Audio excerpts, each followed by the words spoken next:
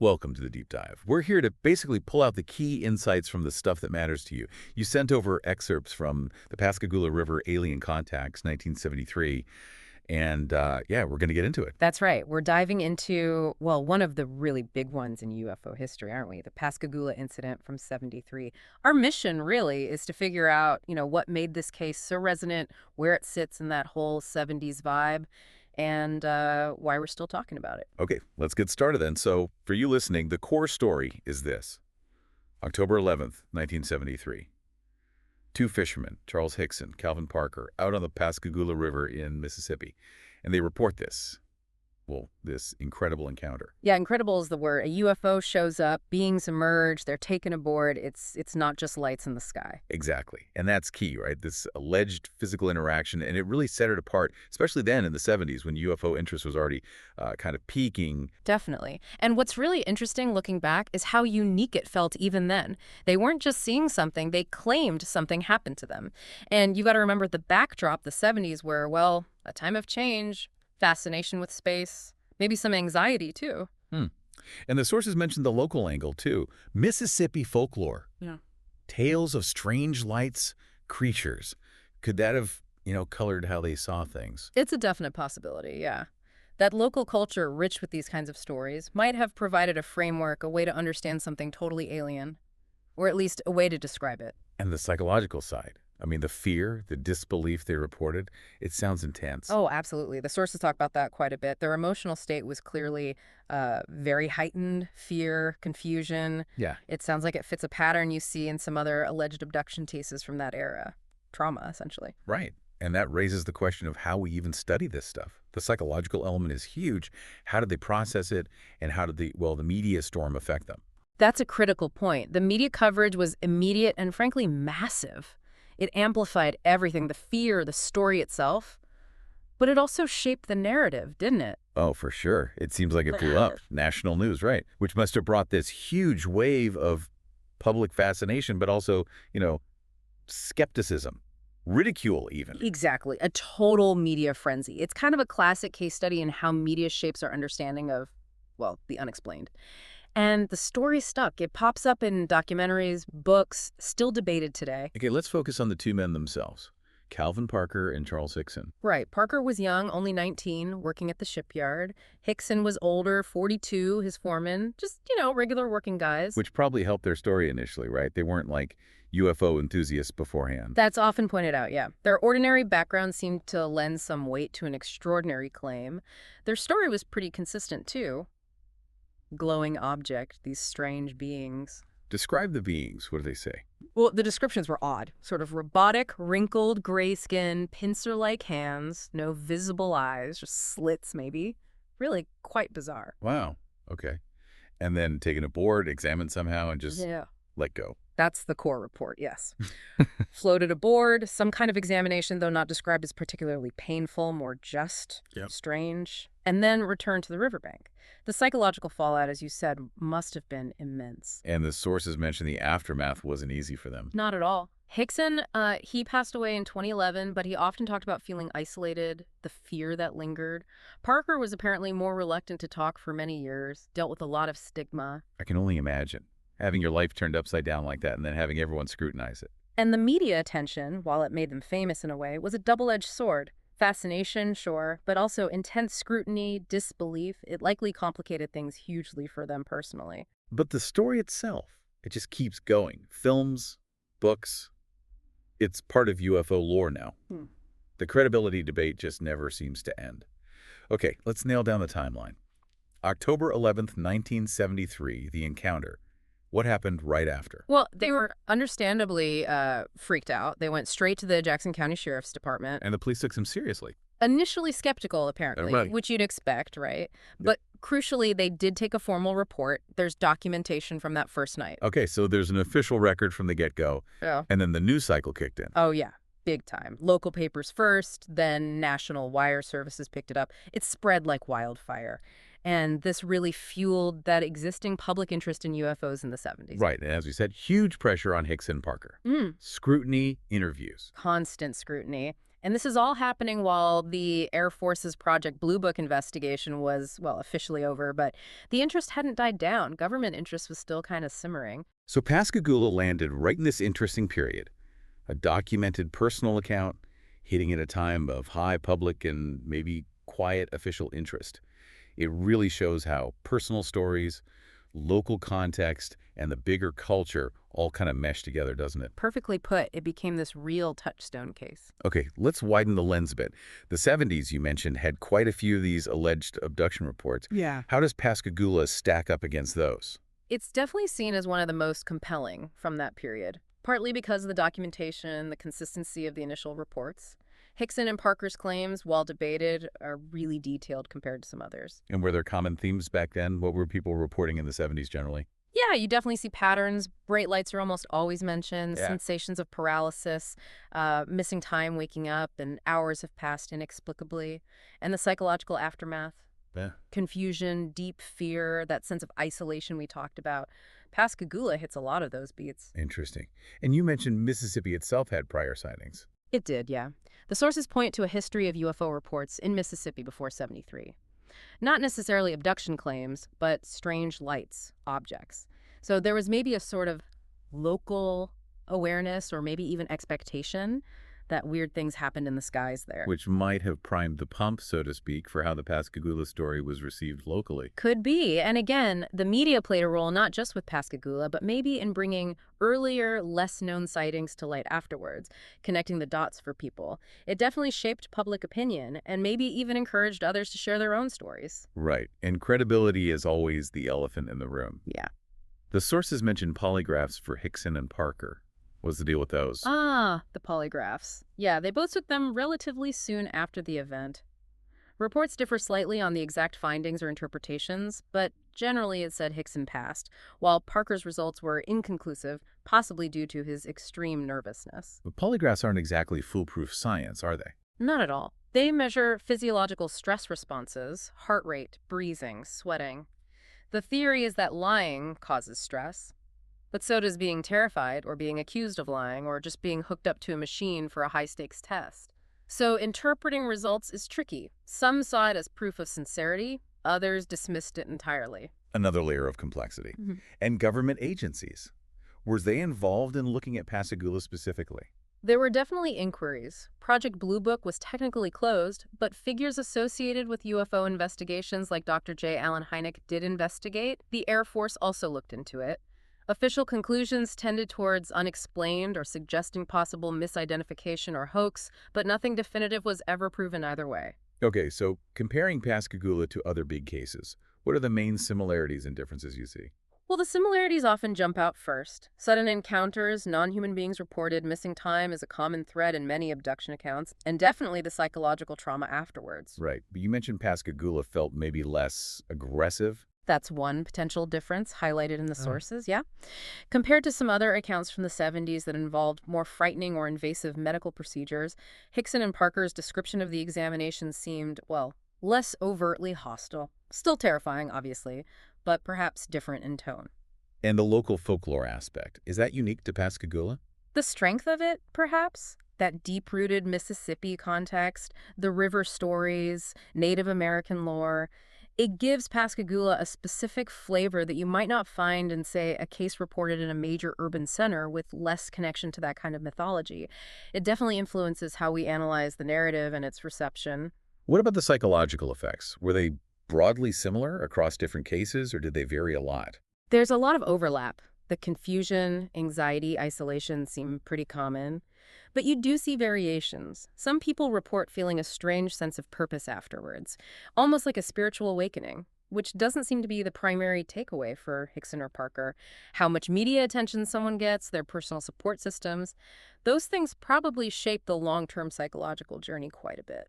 It really highlights how personal and subjective these experiences are, even if there are common threads. Exactly. Comparative analysis is useful for patterns, but you have to remember the individual story each time. Let's dive deeper into that 1970s cultural context. Yeah. It feels so important for understanding this case. Absolutely critical. The '70s were, well, a strange brew. You had the tail end of the space race, so space was on everyone's mind. huge technological leaps happening, but also disillusionment, Vietnam, Watergate. And the Cold War was still very much a thing, right? The Yeah. background radiation of paranoia.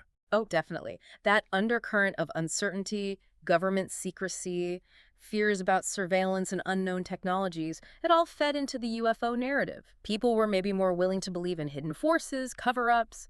Project Blue Book itself played into that dynamic. And then Hollywood jumps in. Close Encounters came out just a few years later. Precisely. Pop culture absolutely embraced the alien encounter theme. Films like Close Encounters weren't just entertainment.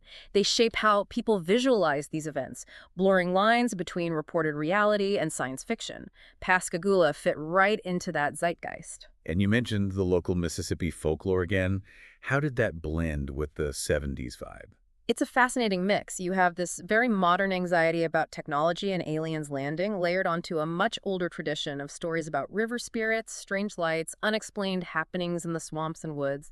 It gave the Pascagoula story a kind of resonance, maybe a perceived authenticity in that specific place that it might not have had elsewhere. So all these factors, cultural shifts, Cold War anxieties, Hollywood, local legends, they all kind of swirl together and potentially amplify the psychological impact for anyone reporting something like this. I think that's fair to say. Imagine experiencing something terrifying and inexplicable, and then having it land right in the middle of this cultural moment where everyone is already talking about UFOs, aliens, government secrets. The media sensationalism on top of that would just intensify everything. The fear, the isolation, maybe even the sense of wonder for some. It really paints a picture of the time. Yeah. Okay, focusing back on Mississippi, you said there was a history of sightings before 1973. Can you elaborate on that? Yeah, the sources indicate that the Hickson Parker report wasn't totally out of the blue for that region. Once their story broke, apparently other reports started surfacing, people remembering things they'd seen earlier. Like what kind of things? Lights in the sky, mainly. Strange objects. And digging back, researchers found older local legends, folklore in Mississippi that talked about unusual aerial phenomena long before the modern UFO era really kicked off. So it suggests this wasn't necessarily a new phenomenon for the area, just maybe a new way of talking about it. So there was already a kind of cultural vocabulary for the unexplained there. Did the psychological effects reported by Hickson and Parker resonate with any earlier, maybe less documented accounts from Mississippi? That's harder to track precisely, obviously, with less documented cases, but the general themes of distress, confusion, maybe reluctance to talk about it due to potential ridicule, those probably existed earlier too. The societal stigma wasn't new in 73, and media coverage, even if smaller scale for earlier events, likely played a role in shaping how those were perceived locally too. It feels like a continuous thread blending myth and reported sightings over time. Gotcha. Were there any particularly notable sightings in Mississippi leading up to Pascagoula? Anything specific? The sources mention a few. Apparently, back in the late 50s, some hunters reported seeing a metallic object just hovering. Then in the early 60s, there was a bit of a spike in reports along the Gulf Coast. Strange lights, glowing orbs doing weird maneuvers. And maybe most interestingly, in 1971, so just 2 years before Pascagoula, there was an account from a farmer, claimed a close encounter with a disc-shaped craft that supposedly landed, and he even reported seeing beings associated with it. Wow, 1971. That's very close. And the reactions from those earlier witnesses? Similar anxiety. It seems likely, yes. Anxiety, hesitation to report publicly for fear of not being believed, or worse, being ridiculed. That seems pretty consistent. And over time, you see how these individual reports start to weave into the broader local folklore, creating this kind of cultural identity around unexplained phenomena in the region. So Pascagoula didn't happen in a vacuum. It landed on fertile ground, historically and culturally. How did it then elevate Mississippi's profile on the whole national UFO discussion? It was definitely a game changer. Pascagoula put Mississippi squarely on the map in the national UFO discourse. The credibility, or perceived credibility, of Hickson and Parker, their detailed account, it stood out. Even with the state's prior history, this case captured the national imagination. And the fact that other abduction reports also emerged from Mississippi around that time just solidified its place in that conversation, reflecting those wider societal anxieties we talked about. And the local folklore provided a unique backdrop. Absolutely. It gave the Mississippi narratives a distinct flavor, blending those older traditions with the modern alien framework. Pop culture picked up on Pascagoula, media coverage was extensive. It all cemented Mississippi's role as a key location in the ongoing UFO story. Okay, let's shift gears slightly and talk more directly about the psychological effects. For people who report experiences like this, what are the common responses we see? It's often quite profound. Initially, you usually see intense fear, confusion, disbelief. It's a shock to the system, fundamentally challenging their reality. This can lead to feelings of isolation. Who do you tell? Who would believe you? There's also cognitive dissonance, that mental struggle to make sense of something that just doesn't fit your worldview, that causes anxiety, stress. And memory issues too, right? The sources mentioned distortion. Yes, that's a big one. Memory is notoriously tricky, especially under stress or trauma. People might have gaps in their memory of the event, or their recollections might change over time or feel dreamlike. They might report altered perceptions. This obviously makes objective investigation really difficult. And PTSD-like symptoms. Very common. Flashbacks, nightmares, hypervigilance, triggered by things that remind them of the event. And on top of all that internal turmoil, you have the external factor of media coverage, which can twist their story, invite public judgment, and add another layer of psychological burden. It sounds incredibly difficult. What about the long-term impact on witnesses like Hickson and Parker? It can be lifelong. Chronic anxiety, depression, PTSD symptoms can persist. The social isolation stemming from skepticism or ridicule can be deeply damaging. Some individuals might develop an ongoing preoccupation with the event, perhaps reporting further paranormal experiences. And as their story gets retold and reinterpreted by media over decades, they might feel like they've lost control of their own narrative.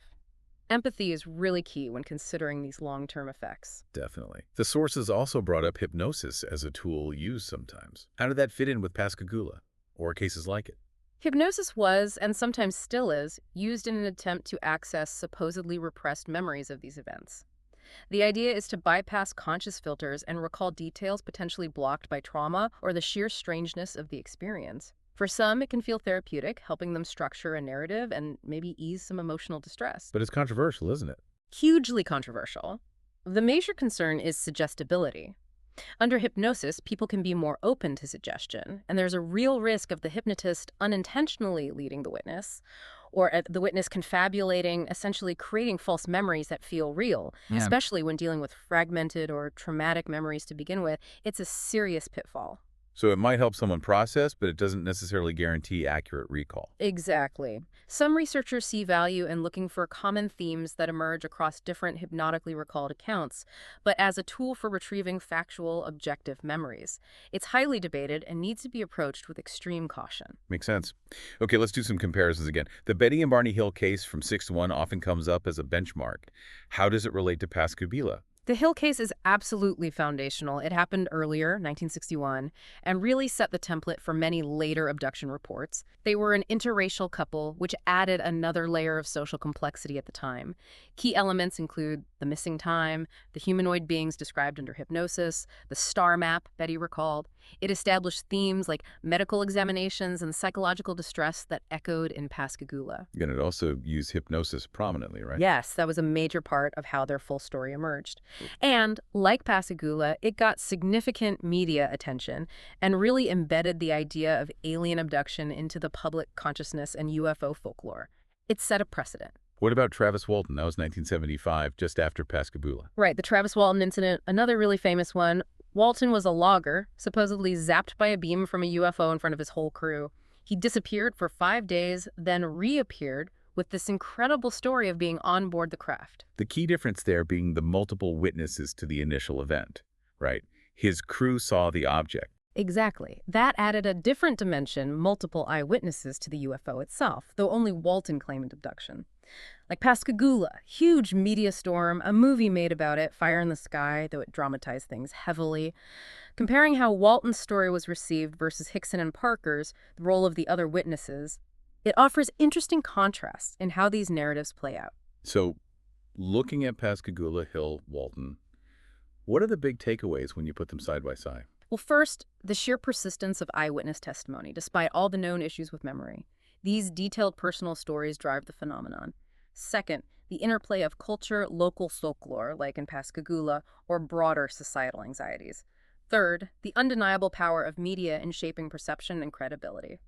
Fourth, the consistent reports of psychological impact this stuff deeply affects people, whether you believe the literal story or not.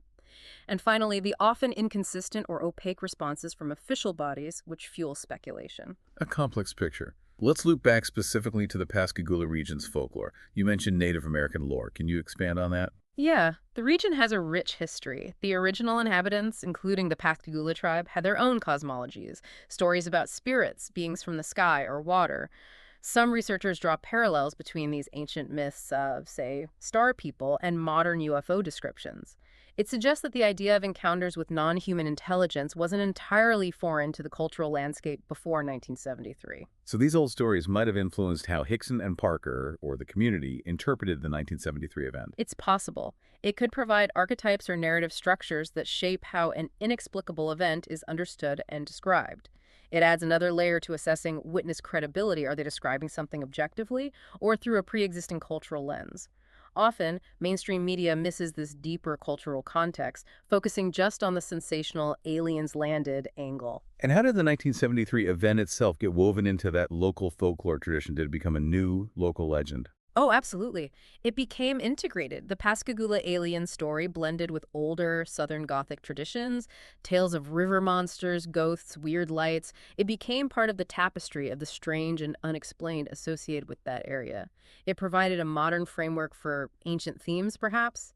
And the shared experience, the media attention, helped solidify it in the collective memory of the community and beyond. Fascinating how stories evolve like that. Okay, let's talk media coverage directly. What were those initial reports like after they went to the sheriff? They hit the local papers pretty quickly, and because there was that official police report, it wasn't just dismissed out of hand immediately, but public reaction locally was split. As you'd expect, fascination, intrigue on one side, total disbelief, and skepticism on the other. It didn't take long for the story to get picked up by wire services and attract attention from UFO researchers and the national media. And how did the media's portrayal influence things moving forward? Was it mostly sensational? There was definitely a strong element of sensationalism. It's a compelling, strange story, perfect for headlines. The media played a huge role in framing Hickson and Parker. Were they believable ordinary men? Were they hoaxers? Were they maybe just confused? Different outlets took different angles. Often the need for a dramatic story potentially overshadowed a more nuanced look at the psychological impact or the inconsistencies. It really highlights how much power the media has in constructing the public reality of such events. You always need to read those reports critically. Good point. Beyond the news, what about documentaries and books? How did they handle Pascagoula? Those longer forms allowed for more depth, obviously. Documentaries could feature interviews with Hickson and Parker, maybe investigators, skeptics. Books could delve into the background, the psychological aspects, compare it to other cases, explore the folklore connections we've been discussing. They provided more context than a short news piece could. Of course, the release of a new book or documentary often sparked fresh media coverage too, keeping the story alive in public discourse.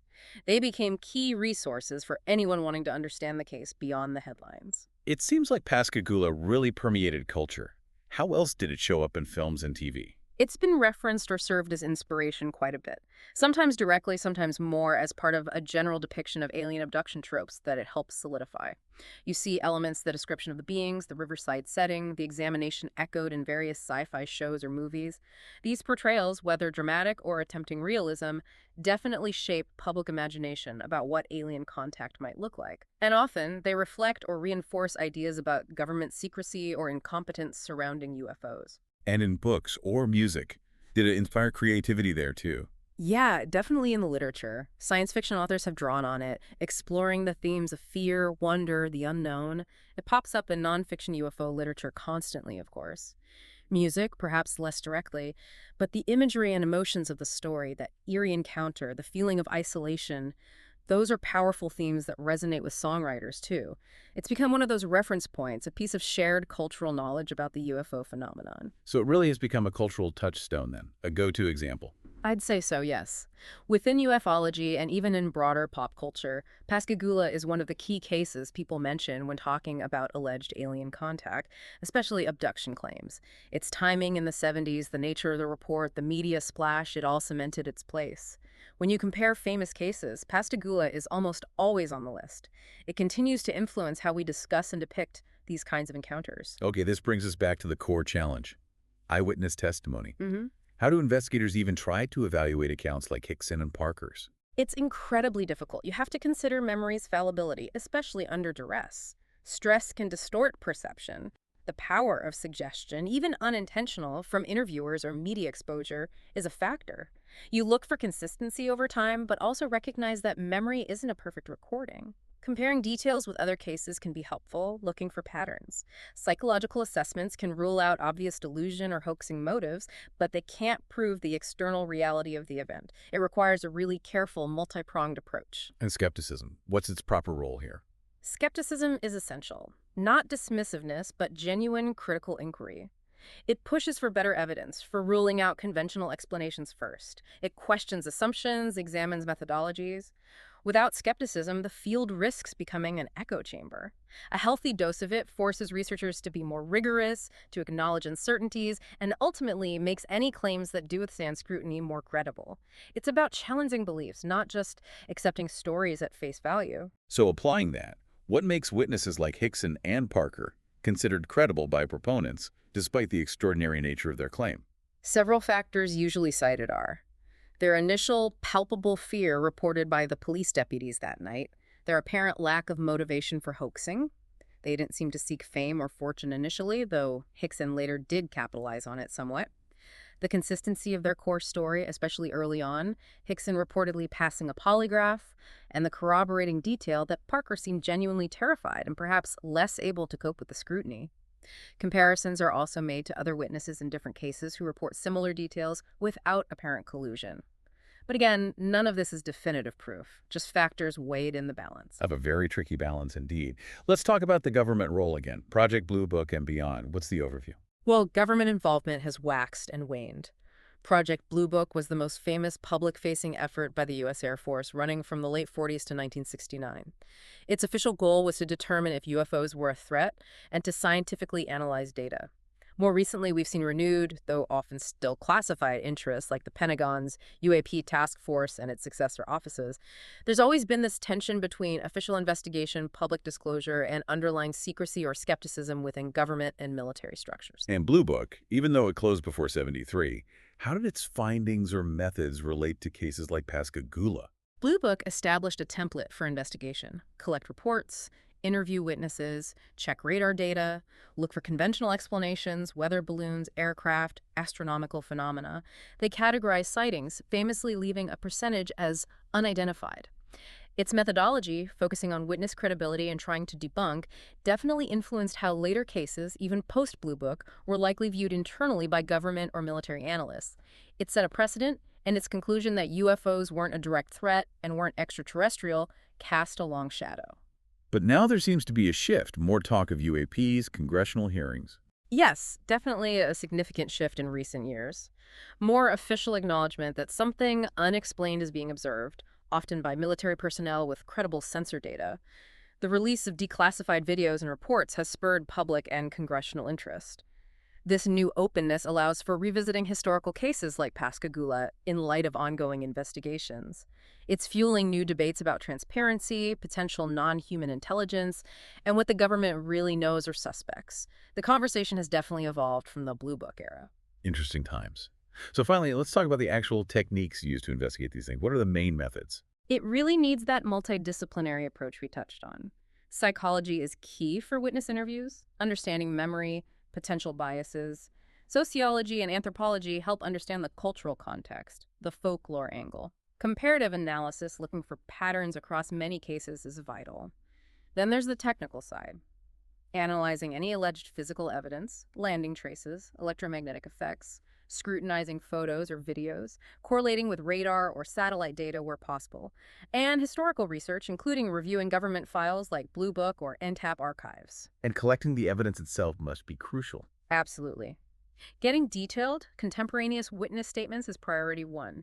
Documenting the witness's psychological state, collecting any potential physical samples from the environment, though that's rare, corroborating accounts from other witnesses, if any, carefully vetting photographic or instrumental evidence. It's about building as complete a picture as possible, acknowledging limitations and ambiguities. Government agencies obviously had access to resources like radar data that civilian researchers often lacked. Looking ahead, how might these investigations change? What's the future look like? Technology will play a bigger role for sure. Better sensors, AI for analyzing large data sets of sightings or atmospheric phenomena, maybe advanced forensic techniques.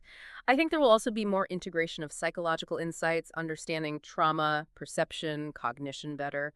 Hopefully, more collaboration between official bodies and civilian researchers if transparency continues to increase.